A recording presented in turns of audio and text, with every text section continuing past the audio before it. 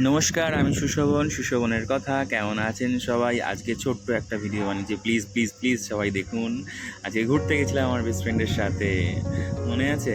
Best ফ্রেন্ডকে, অপুকে, ওর সাথে enjoy করতে গেছিলাম আজকে।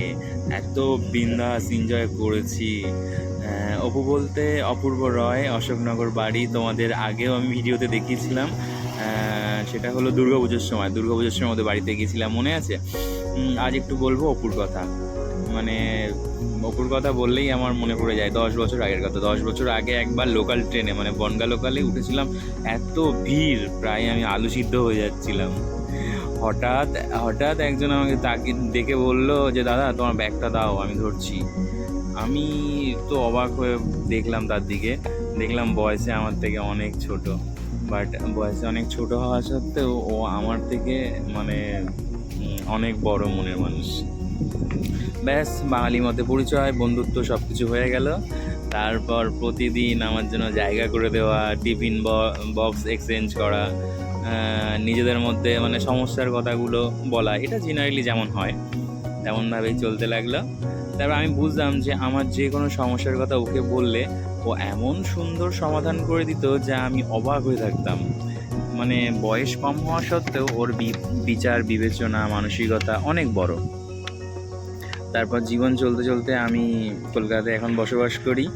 এখন আর ওর সাথে অতটা দেখা হয় না, মোটামুটি বছরে 2-1বার দেখা হয়, কিন্তু আজও পর্যন্ত আমার সব সমস্যার সমাধানও।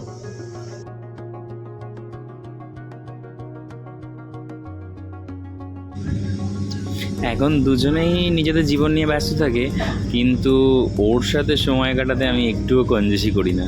মানে আমার কাছে বন্ধুত্ব মানে কাছে থাকা না, আমার কাছে বন্ধুত্ব মানে পাশে থাকা।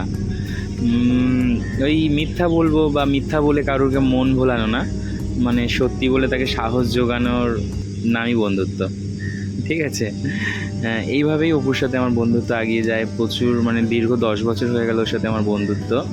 মানে ও কারোর ভুল দেখে তার দিক থেকে সরে যাওয়া ছেলেও না, ও তাকে ভুল শুধরে দিয়ে তাকেই ভালোবাসা, এরকম ছেলে মানুষও।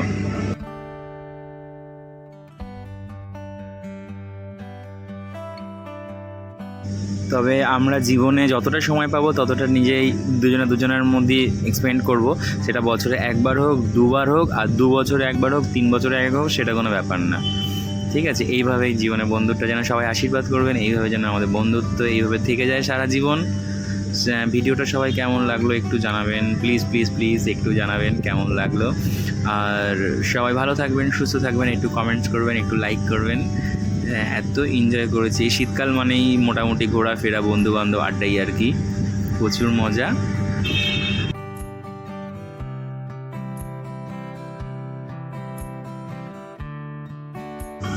সবাই এই শীতকালটা এনজয় করুন, বন্ধুবান্ধব নিয়ে মজ মস্তি করে সময় কাটান। আর ভিডিওটা কেমন লাগলো প্লিজ একবার বলবেন। Thank you.